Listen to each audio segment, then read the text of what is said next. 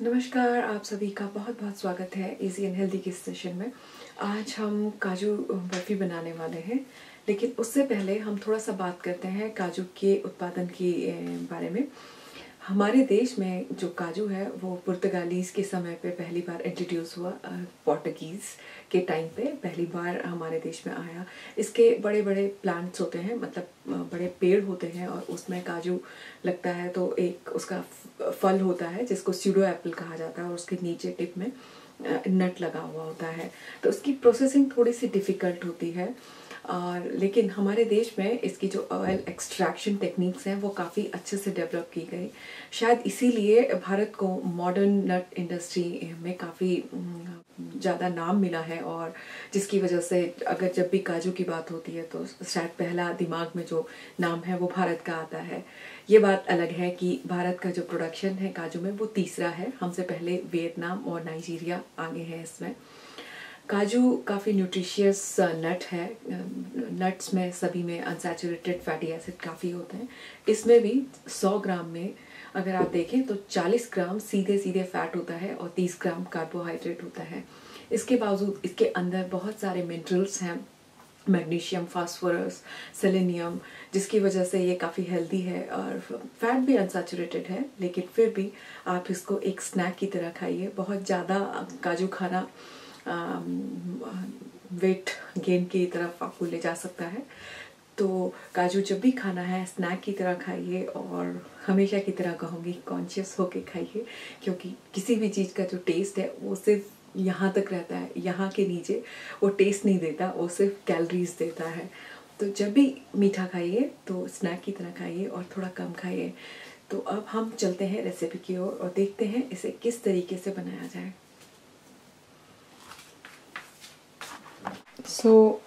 काजू कतली बनाने के लिए हम इस 250 ml के कप से 2 कप काजू लेंगे।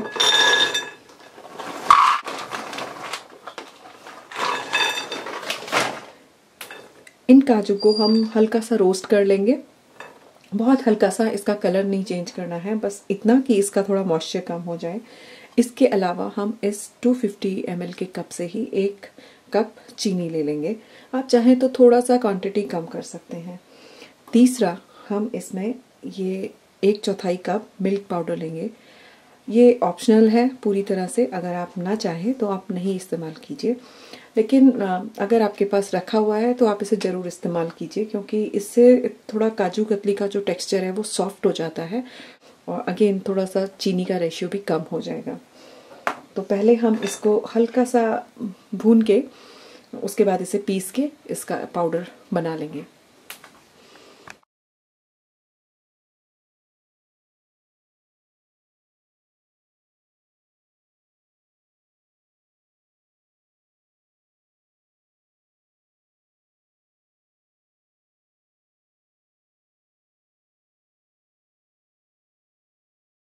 ये हमने इस तरीके से काजू को 3-4 मिनट के लिए भूना और इसका मॉइस्चर थोड़ा सा चेक किया। ये आसानी से टूट रहा है, इट मीन्स इसमें मॉइस्चर नहीं है। अब नेक्स्ट स्टेप, हम इसको ग्राइंड करेंगे।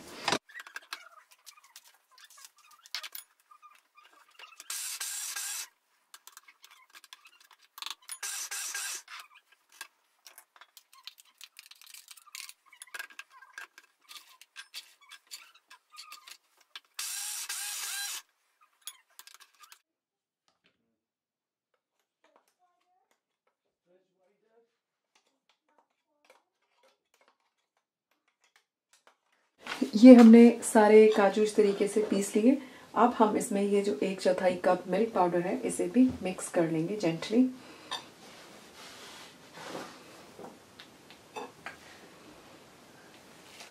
अब हम नेक्स्ट स्टेप शुरू करेंगे, और इसमें एक चौड़ी सी कढ़ाई में 1/4 कप पानी लेके इसमें 1 कप चीनी को डाल के चाशनी बनाएंगे।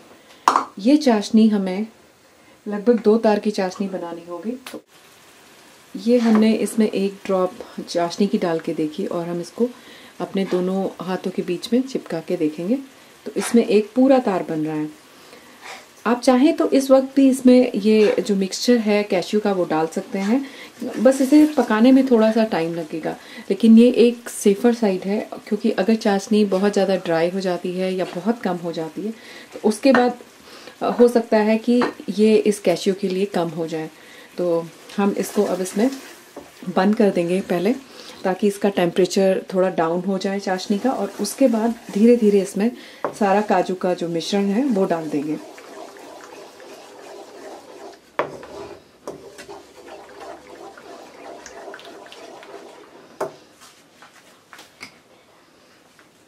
हमने इसमें ये आधा चम्मच के लगभग घी भी डाल दिया फॉर द सेफ साइड, जिससे ये थोड़ा चिकना बना रहे। और अब ये चाशनी ठंडी हो गई है थोड़ी सी, तो अब इसमें हम धीरे धीरे से ये हिलाते हुए इसको पूरा मिक्स करेंगे।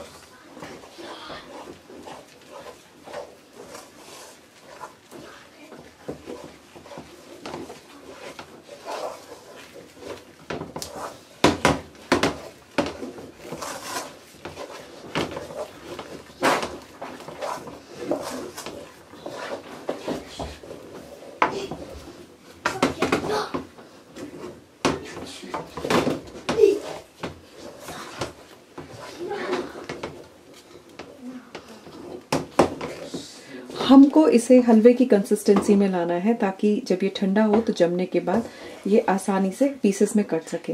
तो आप जैसे कि देख सकते हैं काफ़ी थिक हो गया है, तो हमें इसे और सुखाने की ज़रूरत नहीं है।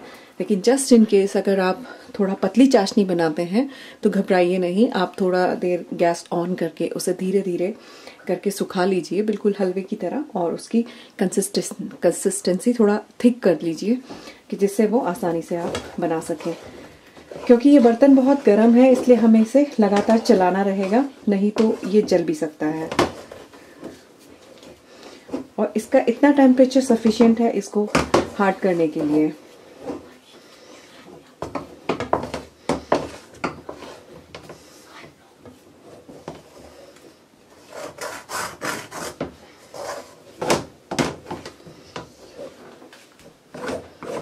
हम एक छोटा सा काजू का इतना सा अमाउंट लेके इसको चेक कर लेंगे, और ये जैसे ठंडा हुआ आप देख सकते हैं कि ये एक प्रॉपर शेप में आ जा रहा है ठंडा होके, इसका मतलब ये रेडी है।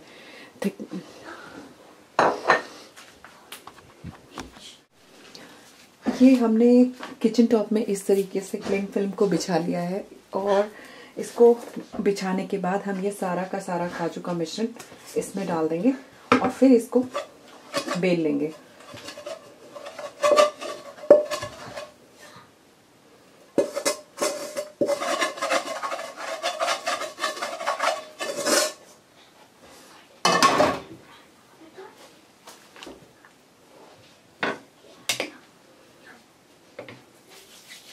अपने हाथों को ग्रीस कर लीजिए, जिससे ये आपके हाथों में ना चिपके, और इसको इस तरीके से पूरा निकाल के एक साथ बाइंड कर लीजिए।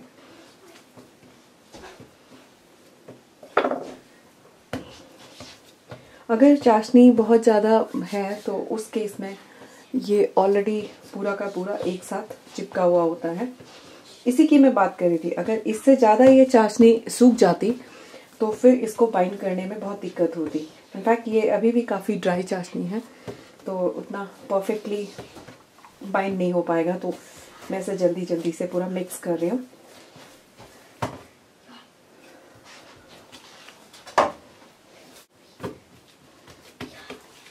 अब हम इस तरीके से बेलन को भी ग्रीस करके और फिर उसके बाद इसको पूरी तरह से बेल लेंगे।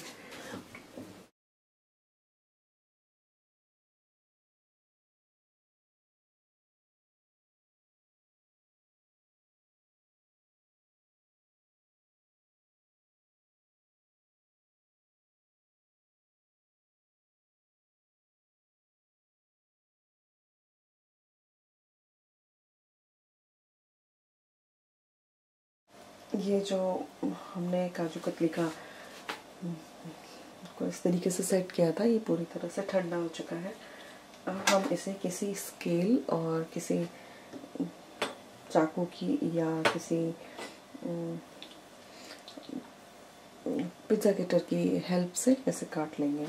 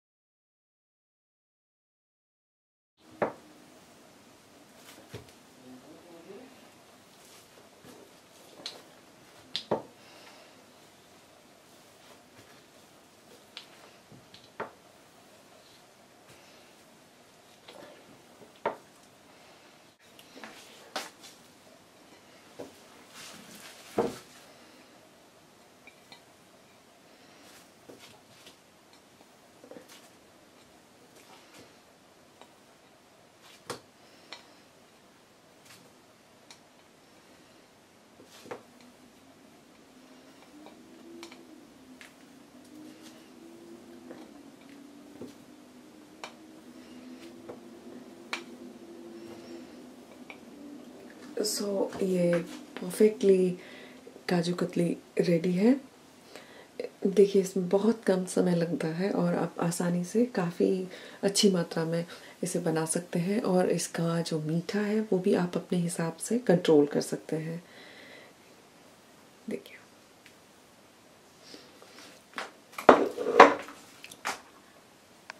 तो आपने देखा कि काजू कतली बनाना कितना आसान है। इसमें सिर्फ 3 इंग्रेडिएंट लगते हैं, काजू, चीनी और थोड़ा सा रोज़ एसेंस और milk powder. Milk powder optional है, लेकिन अगर आपके पास मिल्क पाउडर है तो आप इसे ज़रूर डालिए। इससे काजू का जो टेक्सचर है काजू कतली का वो थोड़ा सॉफ्ट हो जाता है, और आप इसे ज़रूर बनाइए घर पे। काजू कतली बनाना बहुत ही आसान है, और आई होप आपको ये रेसिपी पसंद आई होगी।